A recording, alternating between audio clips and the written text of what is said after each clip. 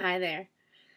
You guys, look, I might absolutely cringe when I view this video again in 10 years, but I'm coming on to tell you that as I begin to roll out some videos on this platform, I want to do it in a way that reflects my values as a coach.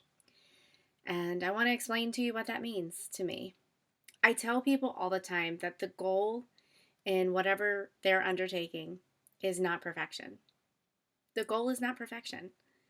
It's a lesson that I've really had to learn and embrace in my own work. I tell it to myself all the time, and I have to. And here's why. Whenever I give a presentation, specifically presentations, sometimes in the coaching room as well, one on one, but more often when I'm speaking to a group, I will leave that venue and then I will turn over again and again the thing that I didn't say or the question that I didn't answer eloquently. Or the brilliant response that I didn't have ready in the Q&A time, or whatever, or the example that would have been great to give and I forgot to give it. And in that time of reflection, I'm thinking, if I had to do it all over again, here's what I would have said and how I would have delivered it flawlessly. And I found that I can drive myself nuts with these thoughts. And I believe that many of you can relate as well. I'm not even an Enneagram 1. And I struggle hard with my inner critic when I'm when I'm evaluating my work after the event. And I've learned early in my career that this was not going to be a sustainable approach to my post speaking engagement reflections. I learned that I've got to change the metric. And so I began to do real work around identifying what is the metric that I want to use when I'm evaluating my own work. And it's what I have found that lowers the volume on the inner critic. So, in my pursuit of finding something to use other than perfection, I began to question what is really important to me. What do I want people to walk away with when they've encountered my work, whether it's one on one in coaching or in speaking and teaching? I'll speak in another video about core values and why they're important and how they impact our personal and professional world. But for now, I'll just tell you that the values in my work by which I'm trying to circle back and evaluate myself are these. This is what I came up with: preparation, presence, and authenticity. First, was I prepared? Did I put in the work that it requires to be ready for this session in advance? Can I feel good about the work that went in ahead of time? Did I honor my client in the prep that I brought to the session or event? Second, was I truly present? Did I bring my full self and attention to the session or the event? Did I set aside my own needs, wants, issues or problems, desires, anything involving my personal life? Did I set that aside for the sake of the client in front of me?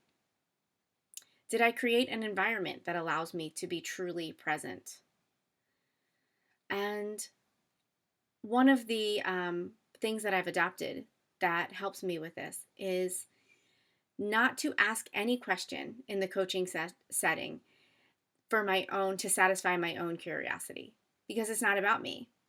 I will only purpose to ask a question that serves the client. And if it doesn't meet that measure, it doesn't serve the client, it's really only because I'm curious and want to know, then I don't ask the question.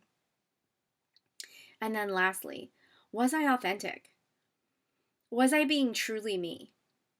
Was I trying to be an imitation of someone else that I admire? Was I feeling secure enough to be fully me, flaws and all? These are the values that I now use to shape my coaching work, whether I'm meeting with you one-on-one or teaching to a workshop or a corporate group. And it's with that spirit that I made this video. I didn't fix my hair. I didn't change my shirt. I didn't adjust the lighting or change my makeup in any way to make it more camera friendly. And I'm doing this in one cut. I'm not going back and making clips. I'm not saying I'll never do that. That is going to be my practice because I want to make good quality videos. But this one I'm doing it in the spirit of true preparation, presence, and authenticity to honor that message that I'm bringing today. I hope that it resonates.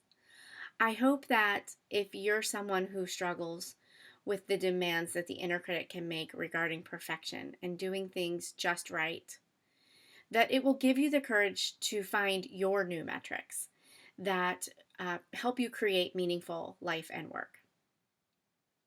I hope that you begin to develop a higher and truer standard than just perfection. I would love to hear what metrics you're now measuring your work and your life with, if you've put down the metric of perfection.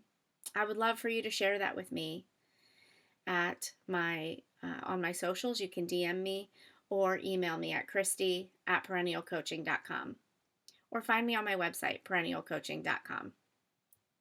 And if this content resonates with you, stick around. We're going to continue to explore themes around personal wellness, personal development, and growth. And I'd love to have you be along for the ride. Thanks for listening. I look forward to seeing you on the next one.